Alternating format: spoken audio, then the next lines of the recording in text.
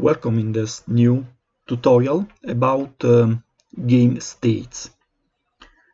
I want to show to you how is it possible to have a turn-based approach made with game states that do not enter in conflict with the update continuous time flowing in the Unity 3D engine.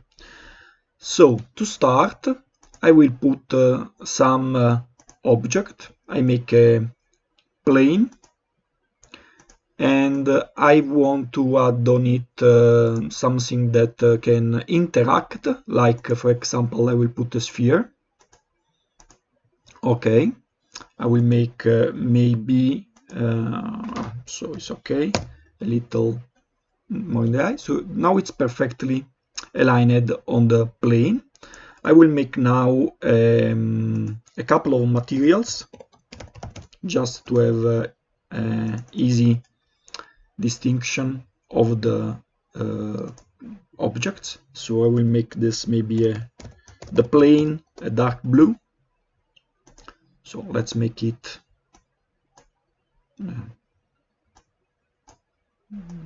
yes, something like this.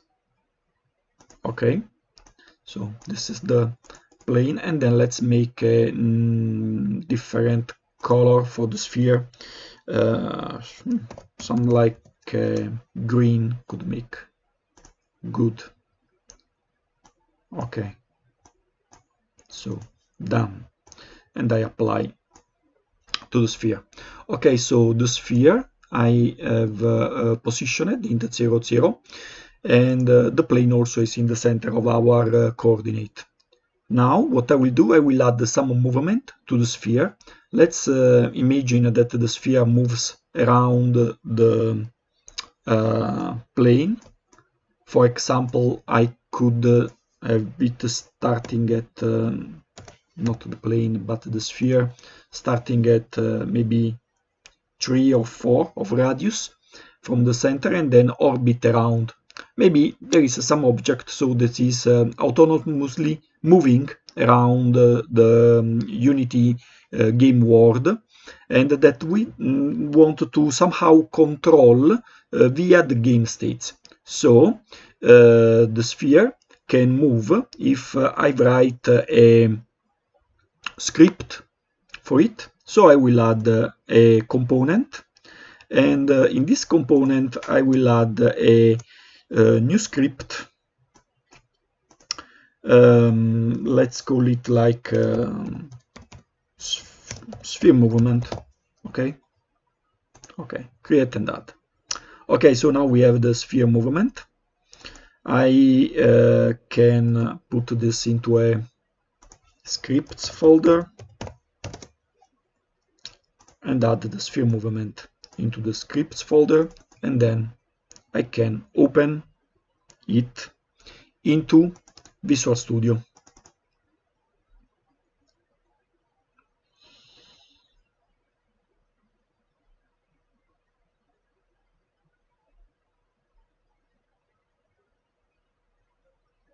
Okay, so in the sphere movement we essentially want just to move.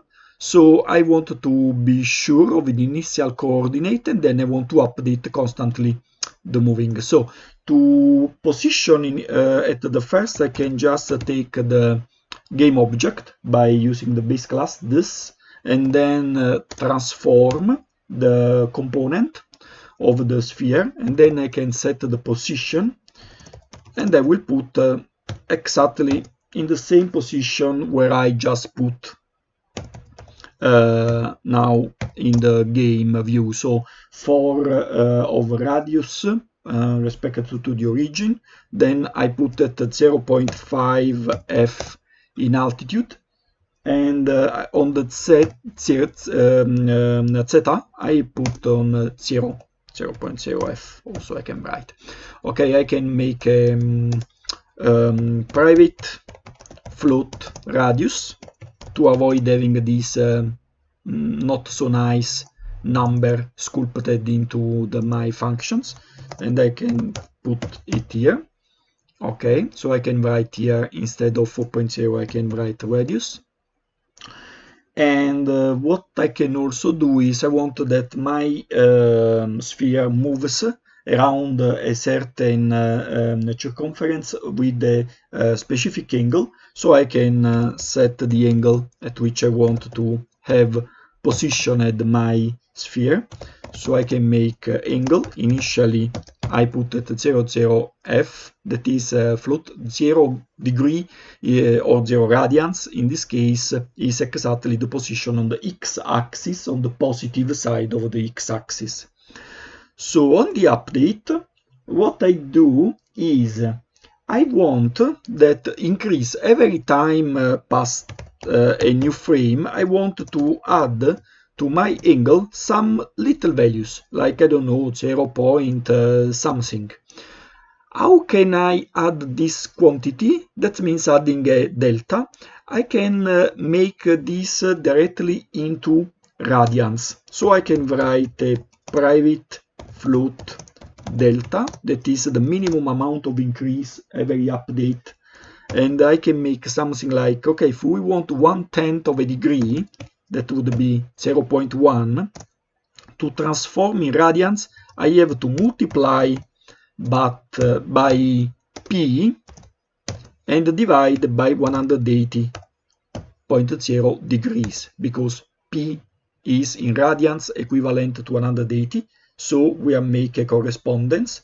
Unknown radians is equal to what I want to transform, 0.1 multiplied by 180 converted in radians, so p divided by 180. We could also have made a 2p divided by 360, as someone do in calculus studies, but it's the same, because dividing by 2 it's 180. So delta. So I can add this delta, that now is 0.1 degrees written in radians, and to my angle. So now my angle has been updated, and I can put in the sphere at this new position. So this transform position is equal to new vector 3.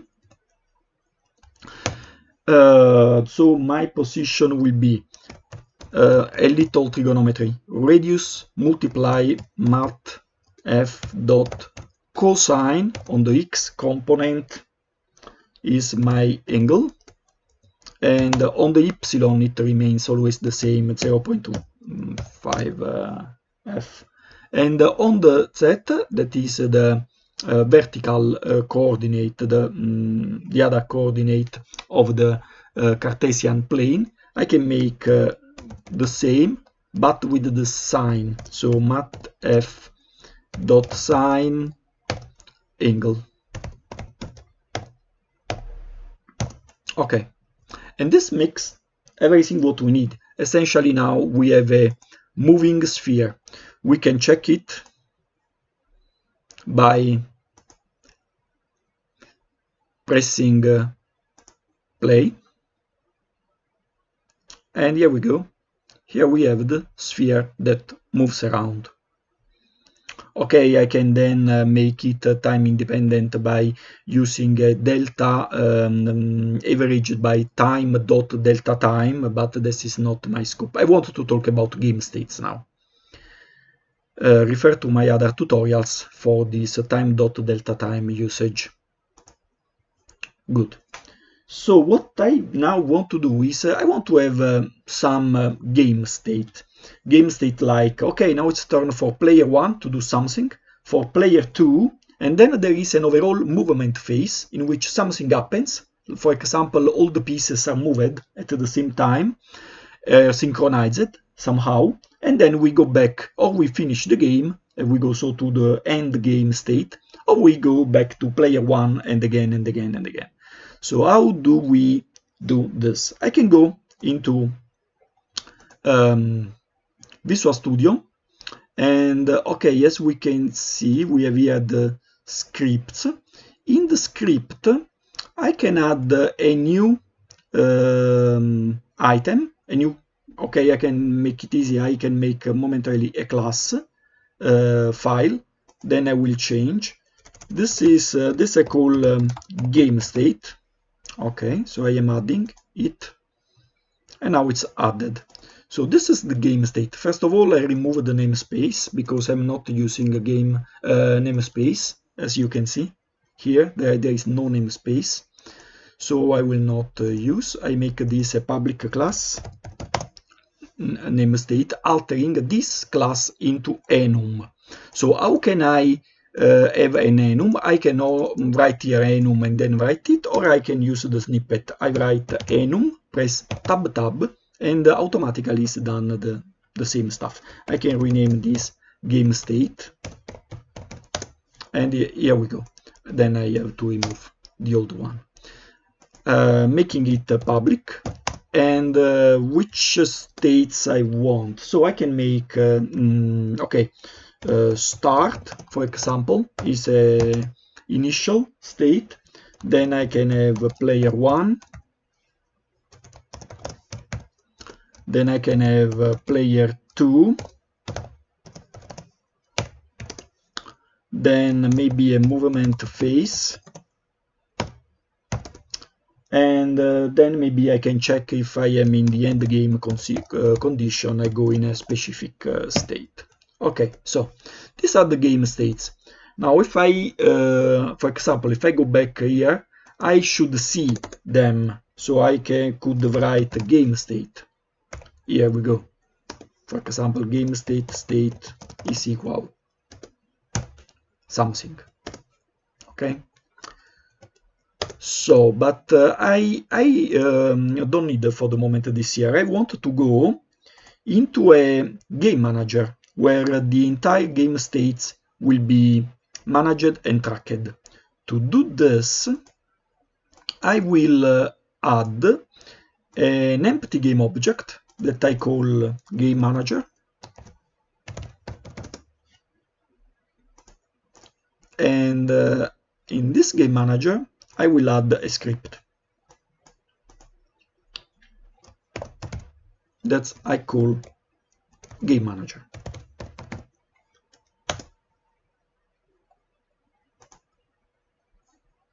Okay, so in the assets now I will find the game manager script. It says the gear because the icon, because I named it game manager. Whatever is named the game manager is the main script of a Unity game, so it is easy to recognize in Unity because it puts automatically a special icon. I move this into scripts. Okay, and now I can start to make this changing of state. How can I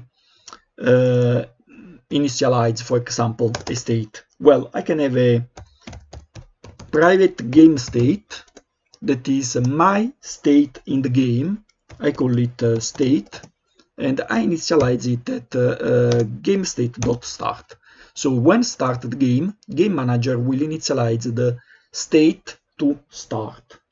Then I want to have a possibility to interact with this. How?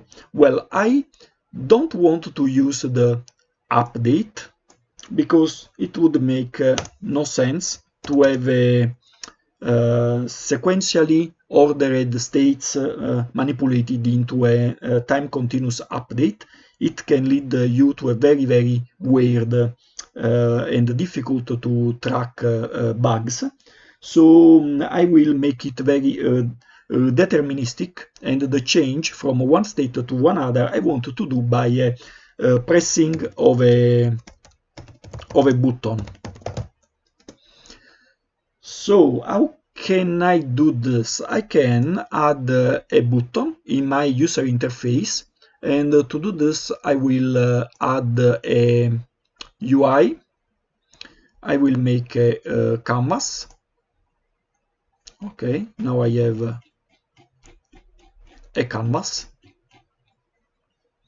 and on this canvas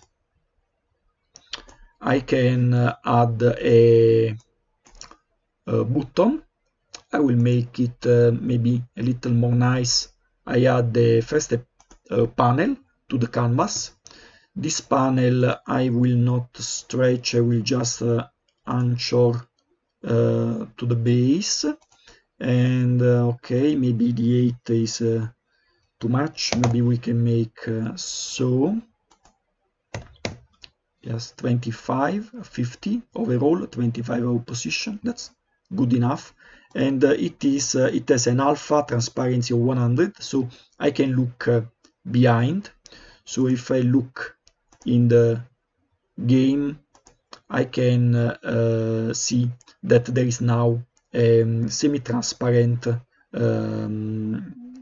area for my UI under. Then I can add a button now. So I add the button. I put the button inside the panel, and then this button I will let's see, I can center, yes, on the middle of my panel, and I can reset the coordinates of this. I can make it maybe very slender, like 160 by, I don't know, 40. Okay, yeah, maybe. So let's look, and yeah, if I build and play, okay, I have now a button here in the middle. What I want to do is that when I press the button, I change state. So first of all, I change the name, going into text of the button, and change state. Okay, and now I can go back into my game manager to receive the change state button.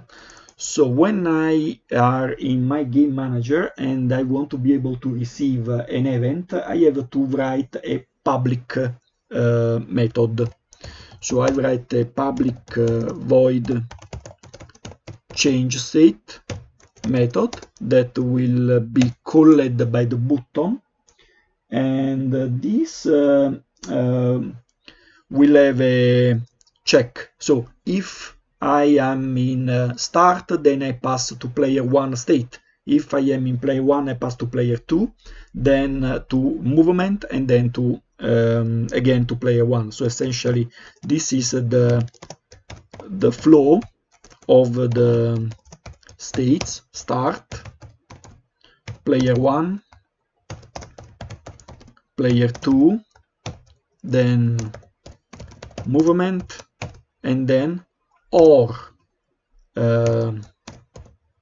end game, or back again to player 1, and so on.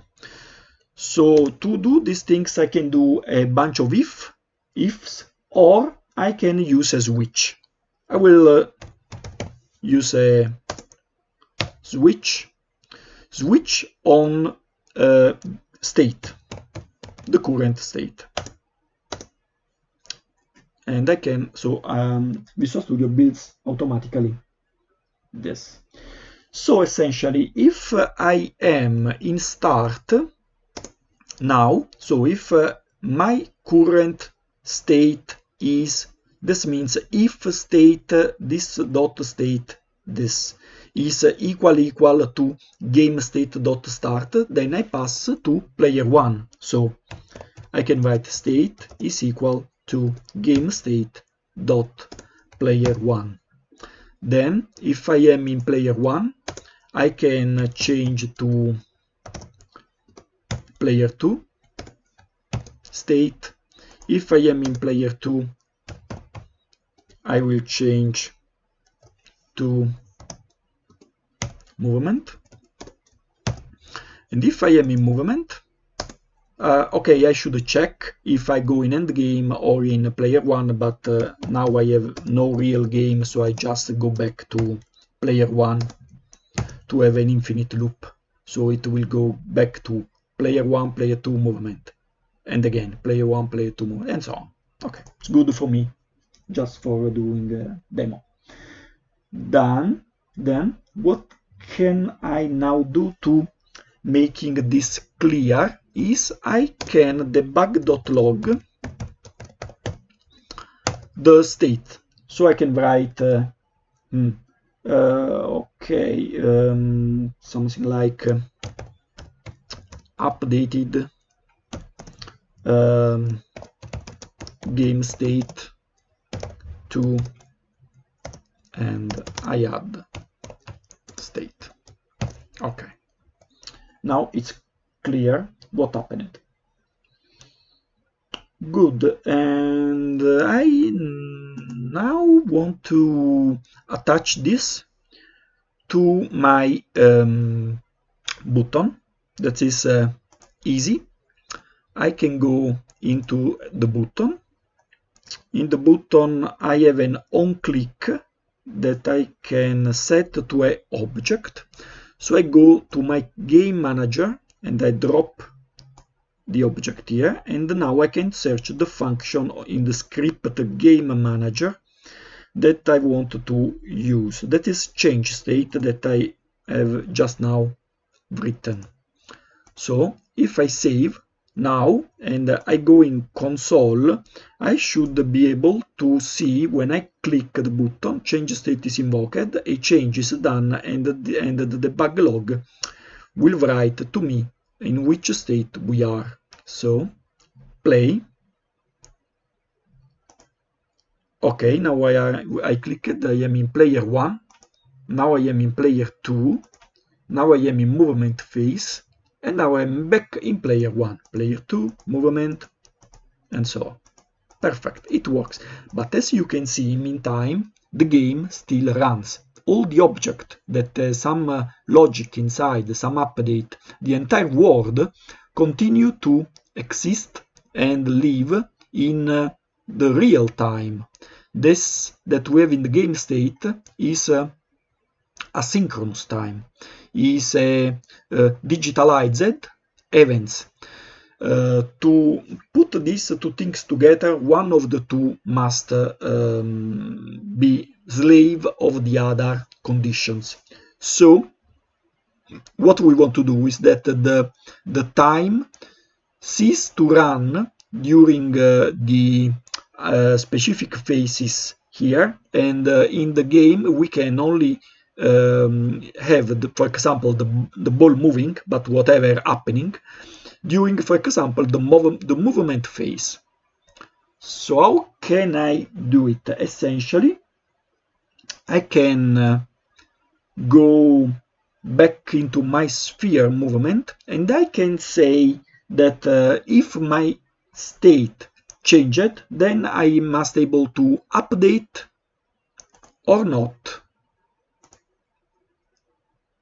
my position. So I will put a tag on all the object that I want to control in their time evolution. I can put a specific tag. For example, I can add a tag like state controlled, save, and I so can go to the sphere and I can add this tag state controlled. So I can go back into my game manager and I can search for all the state controlled object. So I will make a private list of game objects that I can call state controlled objects, and I can initialize it into the start by finding essentially all them with the game object dot find game objects with the tag state controlled. Double check always that these strings are totally equal to what you wrote, because this is the most nasty bugs that you can have into Unity, because you don't have a syntax control on this, so you have to check. Okay, so now I have all the state controlled objects, and I now can do into my change state. I can inform every object that the state has changed. So I will transfer the information of the state. I will publish in a publish subscribe pattern.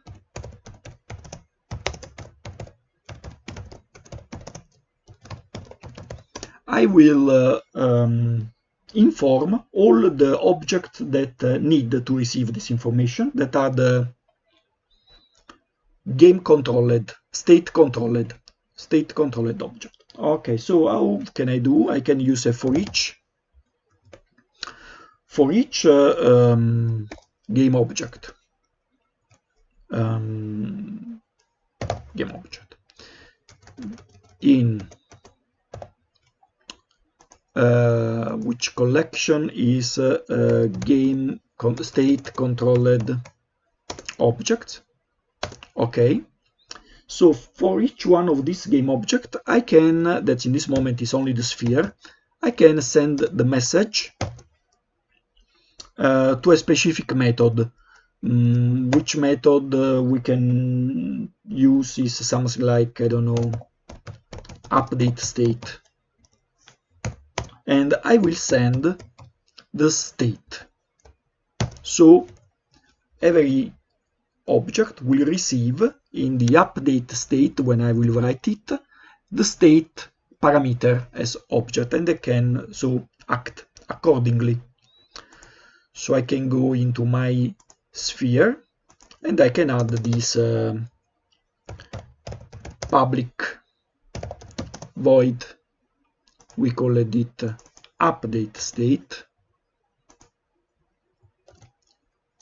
and I will receive a system.object, so a .NET object state. Okay, so in this state I want to essentially I want to take notice of it, so I want to debug the state, so I make sure that I received the correct information. So I will make first I will save into an internal property the object that arrives, because it's now is an object, so I can cast it as a game state. So this current state now contains, and I can contains the state, so I can now print it. So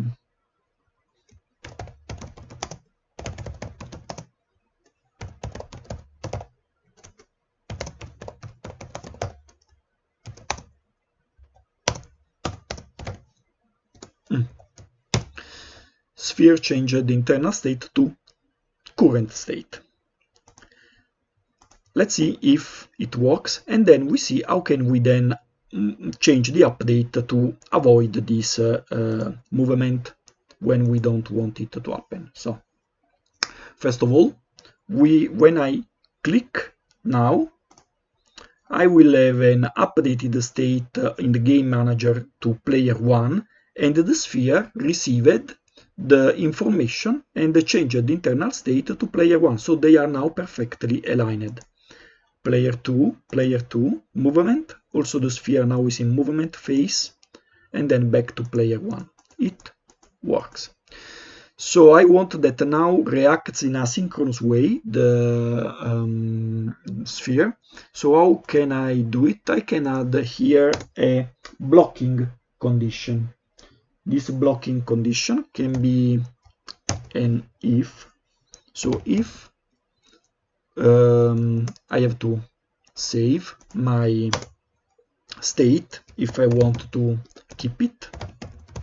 So current current state that start with the start, and then the current state here will be set to the current state. So now I can access also from here. So if current state is equal to, okay, I can now do something,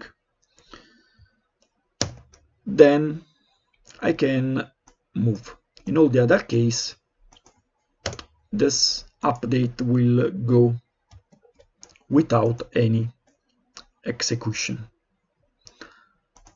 Okay, now let's make again the play, and we see that now the ball is stopped, does not move.